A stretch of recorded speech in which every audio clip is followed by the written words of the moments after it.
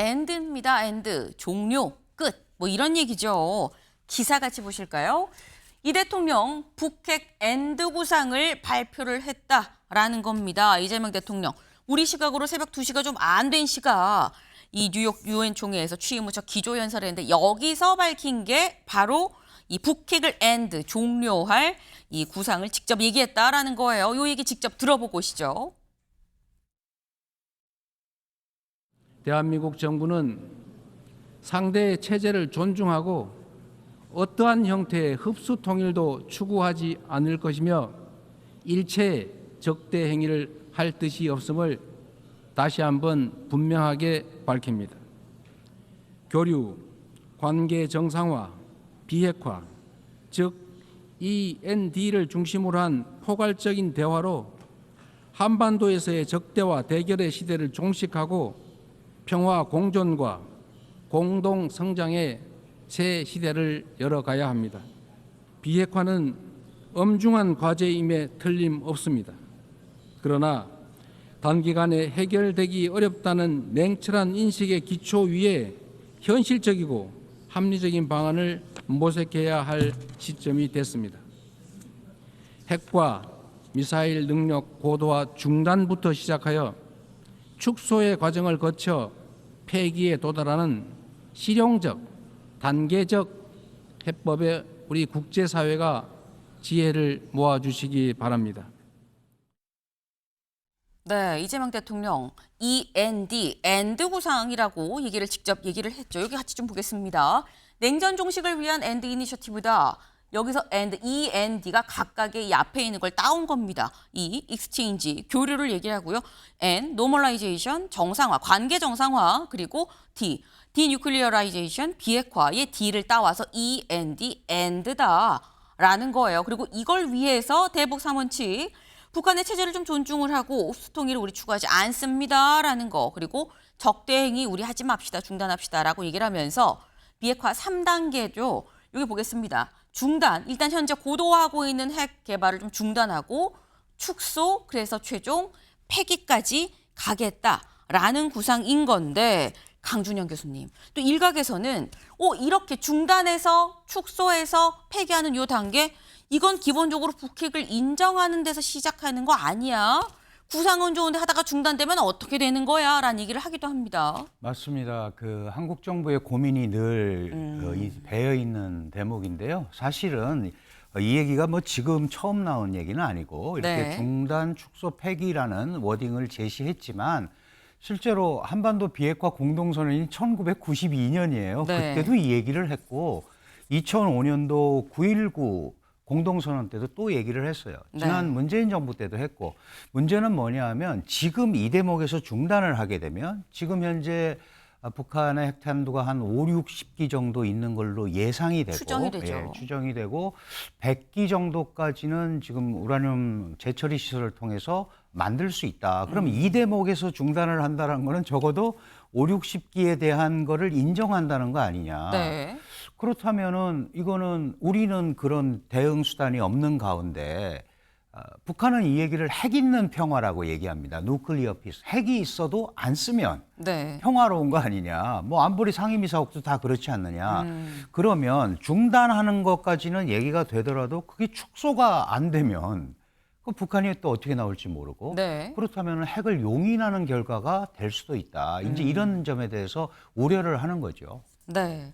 말씀처럼 사실 이게 이번이 처음 나온 얘기는 아닙니다. 그동안 단어는 조금씩 변형이 됐을 수 있어도 늘 중단, 이 축소, 폐기 요 단계가 사실 계속 거론이 돼 왔었던 부분인 건데 말씀처럼 이게 바로 우리 정부의 좀 고민 지점이다라는 말씀이에요. 때문에 중단되지 않도록 쭉 이어서 가는 게 상당히 좀 중요한데 중요한 건 그럼 북한을 여기에 좀 관심을 갖게끔 유인을 해야 되는 거겠죠. 다음 기사를 좀 볼까요? 비핵화 단기간에 해결 어려워. 이게 지금 이재명 대통령의 얘기입니다. 그래서 북한을 유인할 당근이 관건이다라는 거예요. 근데 사실 며칠 전에도 김정은 위원장이 뭐라 했었냐면 남한이랑은 마주 앉을 일 없어요. 그러니까 미국이랑은 좋은 추억이 참 많은데 남한이랑은 마주 앉을 일이 없어요라고 얘기했었거든요, 교수님. 그럼 이 상황에서 우리는 무슨 당근을 줄 수 있는 거냐라는 거죠. 북한이 한국을 대화 상대로 지금 인정을 하지 않고 있는 네. 상황이고요. 이번 유엔 총회 계기에 한미일 3국 외교장관 회담에서도 한반도의 완전한 비핵화를 세 나라 외무장관이 또 정했어요. 동의를 했습니다. 트럼프 네. 대통령도 마찬가지예요. 북한이 비핵화의 길, 그 포기의 길로 가면은 대화의 문이 열려 있다. 지금 이렇게 얘기를 하고 있는 거거든요.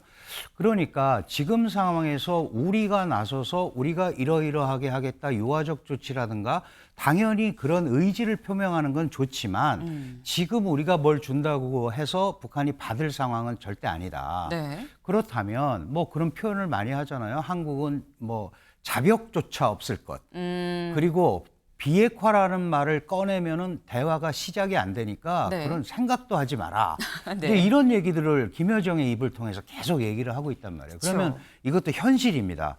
그렇다면 우리가 당근을 어떻게 줘야 되는가를 우리 혼자서 해서 될 일은 절대 아니거든요. 아하. 아시다시피 9.19 군사합의 복원이라든가 대북 확성기 우리 방송 안 하겠다. 굉장히 유화적 조치예요. 우리의 의지를 보여주는데 북한의 반응은 너무 썰렁합니다. 그래서 사실 한미 정상회담에서 트럼프 대통령에게 좀 북미 회담도 좀 하시고 그러니까 지금 상황에서는 우리 정부도 알고 있는 거죠. 네. 우리가 직접적으로 북한하고 하기가 어려우니 국제사회가 유엔 총회 마지막 연설 마지막 구절도 그겁니다. 국제사회가 좀 도와달라. 네. 그러니까 그런 식으로 어떤 흐름을 만들어 가야 되는데 지금 북한 입장에서는 북미 대화 전에는 네. 한국하고는 얘기를 지금 안 할 상황이기 때문에 물론 준비는 하고 있어야죠. 그 대신에 내부적으로 미국과의 뭐 물밑 대화라든가 한미일 공조를 통한 네. 뭔가 북한에 대한 가시적인 당근 뭐 이런 걸 줘야 되는데 그게 사실 현실적으로 쉽지는 않을 것 같습니다. 네. 말씀을 잘 들어보니까 이런 말씀인 것 같아요. 당근을 주는 것, 그러니까 어떤 당근을 주냐도 문제이긴 하겠지만 당근을 누가 주느냐도 상당히 좀 중요할 수 있는데 기본적으로 남한하고는 얘기를 안 한다고 하니 당근을 우리만 들어서 주는 게 아니라 좀 트럼프 손도 좀 빌리고 여기 손도 빌리고 해서 국제사회의 전반적인 도움을 좀 받아서 당근을 좀 줄 필요가 있다라는 그런 말씀을 지금 하셨습니다. 근데 지금 말씀처럼 북한 입장에서는 남한하고는 우리는 뭘 얘기를 할 생각이 전혀 없는데라고 아주 철벽을 지금 치고 있는 상황이죠. 그런데 이재명 대통령의 약 한 20분 정도 되는 이 기조연설을 하는 중간에 요 관련해서 유엔 총회에 사실 북한 측도 있어요. 그 자리에 북한 측이 누군지는 확인할 수는 없지만 한두 명 정도가 계속 연설이 끝날 때까지 자리를 지켰었다라는 겁니다. 그래서 지금 현재 이 한두 명이 대체 누구냐. 그래서 현재 우리 외교부가 정확하게 누군지 지금 신상을 확인을 하고 있는 중인 건데 근데 이런 걸 보면 또 교수님 북한이 오지네랑은 얘기도 안 할 건데 관심도 없는데 라고 하면서 또 뭐라고 얘기하나 또 궁금해하는 건 맞진 않습니까? 당연히 관심이 없을 수는 없죠. 왜냐하면 우리가 이제 주체자고 결국 북한이 볼 때 북한을 정말 흐름이 잘 만들어지면 도와줄 나라는 남한밖에 없어요. 다른 나라가 누가 북한한테 이렇게 퍼주겠습니까? 예를 들면. 그러니까 흐름만 잘 잡으면 그게 되는데 지금 문제는 한반도 비핵화, 특히 CVID라고 그러죠. 검증 가능하고 불가역적이고 막 이런 것들을 얘기를 했기 때문에 그거는 안 된다는 건데 지금 북한은 1차적으로 예를 들면 매력적인 제안일 수 있습니다. 우선 동결이라는 게 네. 그러면 인정해 주는 거 아니야? 그럼 이걸 통해서 소위 잘 아시는 이 대응 대 대응 정책 그러면 경제 제재도 좀 풀어줘. 네. 뭐 좀 해줘. 이런 거를 해서 갈 수 있으니까 되는데 문제는 이런 것들이 우리 국내 여론도 그렇고 국제사회도 마찬가지입니다. 이 핵이라는 거는 지금 북한이 핵을 완성을 했고 ICBM이라는 전 세계를 대상으로 한 토발 수단까지 완성을 했기 때문에 네. 이 북핵 문제는 남북 간의 문제가 아니잖아요. 전 세계를 대상으로 하는 문제란 그렇죠. 말이죠. 그러니까 그런 면에서 전 세계적인 어떤 흐름, 공감대 이런 게 있어야 되고 지금 아무도 얘기하고 있지 않지만 결국 중국의 역할이 굉장히 중요하거든요. 지금 러시아하고는 협력을 하고 있잖아요. 네. 그래서 이번에도 러시아가 사실은 실질적으로 북한에 대한 유엔 제재를 무력화시킨 당사국입니다. 네. 중국도 민생이라는 이름으로 계속 해줬잖아요. 결국은 이런 데와 어떤 공조 체제를 만들 수 있느냐가 관건인 것 같습니다. 네. 지금 북한이 관심을 갖고 지금 우리가 생각하는 비핵화 3단계에 여기 동참을 할 수 있도록 하려면 일단 기본적으로 처음에 교류였었죠. 교류를 하려면 뭔가 동참을 해야 되는 건데 거기까지 가려면 중국, 러시아, 미국 등등한 국제사회가 좀 다 같이 동참을 할 필요가 있다라고 말씀을 하셨어요. 네. 지금 뭐 미국 도움뿐만이 아니라 중국, 러시아까지 다 좀 필요합니다라고 말씀하셨는데 사실 이 모든 정상들 이번에 유엔 총회에 132개의 정상급 주요 인사들이 다 참석을 한 자리입니다. 근데 이 자리에 아까 많이 좀 언급이 된 사람이기도 하죠. 트럼프 대통령도 여기에 참석을 했어요. 근데 그 기조연설까지 했는데 연설 자체가 좀 순탄하진 않았다고 합니다. 직접 보실까요? Thank you very much. Very much appreciated.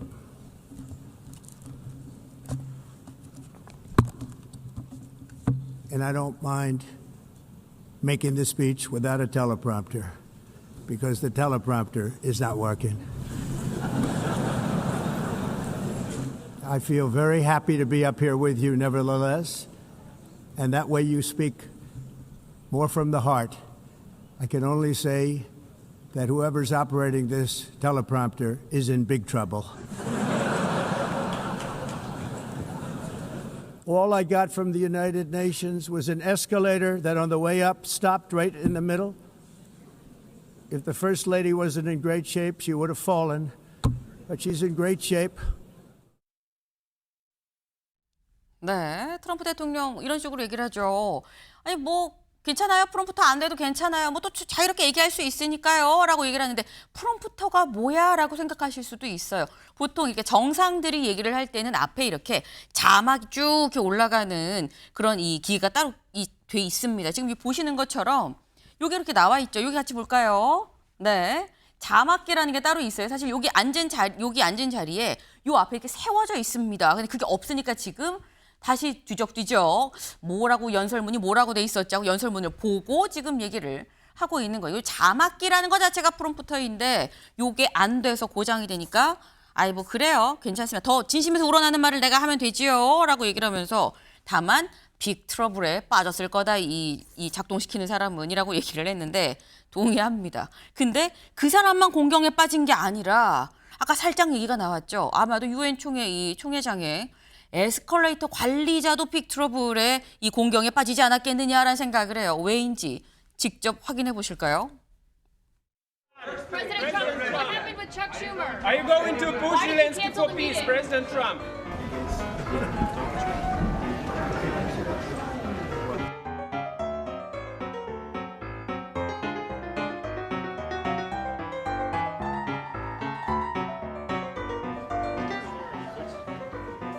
President Trump, why did you cancel the meeting with Chuck Schumer?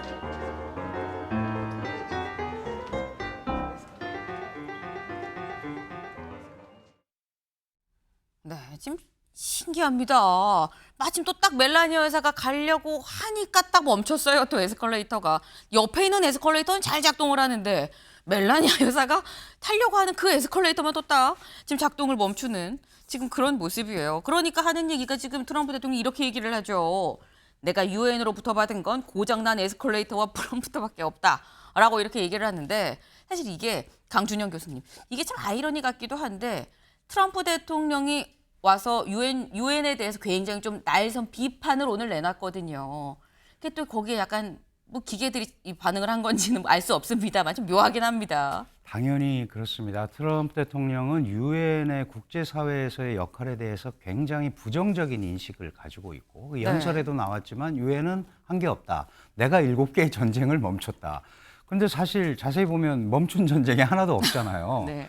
그런 그 소위 유엔의 그 국제적 역할에 대한 부정적 이미지가 굉장히 강합니다. 이제 마침 그런데 빌미를 좀 제공한 면이 있는 것 같아요. 근데 네.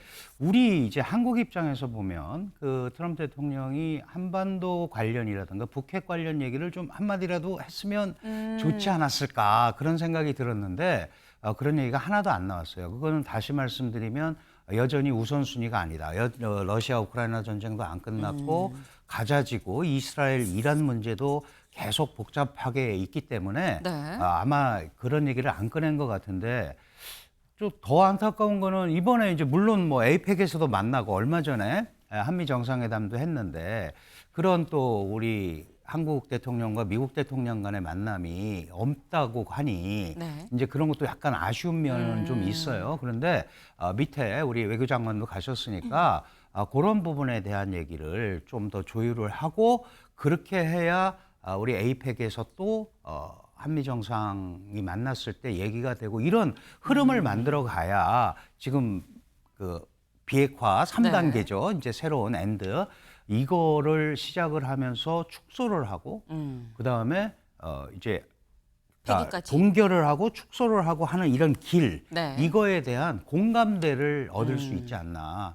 그래서 이번에 그런 얘기들을 좀 내부적으로는 좀 했으면 좋겠습니다. 네. 지금 이런 말씀하셨어요. 트럼프 대통령이 연설을 할 때 북핵 관련한 얘기를 살짝 좀 언급을 해줬다고 한다면 이재명 대통령이 얘기한 이 3단계 뭐 엔드 이 이니셔티브가 좀 더 힘을 받고 뭔가 흐름을 만들어가는데 좀 도움이 되지 않았겠느냐라는 아쉬움이 살짝 좀 있다라는 말씀을 하셨는데 지금 트럼프 대통령은 유엔에 대해 비판을 하면서 이렇게 얘기를 했죠. 내가 유엔으로부터 받은 건 고장난 에스컬레이터와 프롬프터밖에 없어요. 라고 약간 항의 아닌 항의를 지금 했는데 근데 이런 트럼프 대통령한테 항의를 한 사람도 있습니다. 그 사람은 누군지 영상으로 만나보시죠. How many people? No, I have 10 people with me.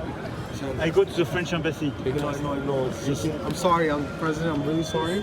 It's just that everything's in frozen right now. There's a motorcade coming right. That's why. I'm sorry. If you don't see it, let me cross. I negotiate with you. No, How are you? Guess what? I'm waiting the street because everything is frozen for you. But you know, after I would love if we can have a short discussion with Qatar and you on the situation in Gaza because we were supposed to. 네, 지금 보셨나요? 프랑스 마크롱 대통령입니다. 마크롱 대통령도 이번에 유엔 총회에 갔죠. 갔는데 나와서 잠깐 뉴욕에 있는 프랑스 대사관에 가려고 하는데 교통 통제가 이루어지고 있었던 거예요. 왜? 트럼프 대통령이 움직이고 있어서 교통 통제를 지금 하고 있다. 그러니 지금 움직일 수가 없습니다. 경찰관이 그러죠. 지금 다 막혀 있어요. 죄송합니다, 대통령님이라고 얘기를 하니까 누구한테 전화를 합니다. 누구한테 했느냐? 바로 이 사람. 트럼프 대통령한테 직접 전화를 해서 How are you? Guess what? 알아요. 그러면서 얘기를 하죠. 나 지금 도로에서 기다리고 있어요. 길 다 막혔어요. 라고 얘기를 해요. 그러면서 뭐라고 중얼중얼하면서 한참을 또 이 통화를 하는 그런 모습이 있었다라는 겁니다. 근데 사실 이게 이런 대화 자체가 교수님 정말 격이 없는 사이여야 할 수 있는 거 아닌가라는 생각이 드는데 근데 또 보면 국제사회에서 마크롱 대통령이 트럼프 대통령에 대해서 굉장히 날선 비판 많이 하거든요. 좀 신기하기도 합니다. 그렇습니다. 사실 뭐 서방의 문화다 이렇게 할 수도 있는데 저렇게 전화권에서 네. 일단 한 라인이 돼 있다는 거잖아요. 그쵸. 트럼프 대통령하고 직접 소통할 수 있는 그러면서 아주 자연스럽게 저런 얘기를 하고 이런 거를 보면 원래 트럼프 대통령이 자기하고 친하다는 사람들은 좀 세게 얘기하는 사람들하고 친한 것 같아요. 푸틴, 네. 뭐 시진핑, 그다음에 김정은, 마크롱도 마찬가지입니다. EU하고 결이 좀 다르죠. 그쵸. 다른 EU 국가들은 조금 숙이는 형태가 있는데 프랑스만 해도 좀 안 그렇거든요. 이제 그런 면에서 뭔가 얘기를 하고 뭐 격의는 없는 것 같아요. 언제든지 대화하자라고 얘기를 네. 했으니까. 그런데 이런 것들이 이렇게 오픈이 되는 거 이런 거를 보면은 미국은 미국인가라는 생각이 들다가도 네. 이게 앞으로 또 이제 속된 말로 네. 트럼프가 아니 그렇다고 나를 이렇게 망신을 줘? 뭐 앙심을 품거나 이래서 또 문제가 이상하게 가지 않을까? 그냥 뭐 가십으로 네. 이제 뭐 편하게 보시면 될 것 같습니다. 네, 그냥 가식으로 좀 편하게 보면 좋겠다는 말씀하셨는데 저는 사실 보면서 뭘 느꼈냐면 마크롱 대통령이 너 때문에 지금 다 막혔잖아 라고 살짝 항의 아닌 항의를 하면서 하는 얘기가 근데 있잖아 그 가자지구 그거랑 타리프 관세 그거 좀 얘기하면 좋겠어 라고 또 얘기를 하죠. 이런 식으로 격이 없이 통화가 여러 번 오가면은 관세 문제나 뭐 가자지구나 국제 문제에 대해서도 좀 더 편하게 얘기를 주고받을 수 있게 되지 않을까. 그런 장점이 좀 있긴 있겠다라는 생각을 좀 같이 좀 해봤습니다. 다음 키워드로 유엔 총회 이모저모까지 좀 살펴봤는데 다음 키워드로 좀 넘어가 보시죠.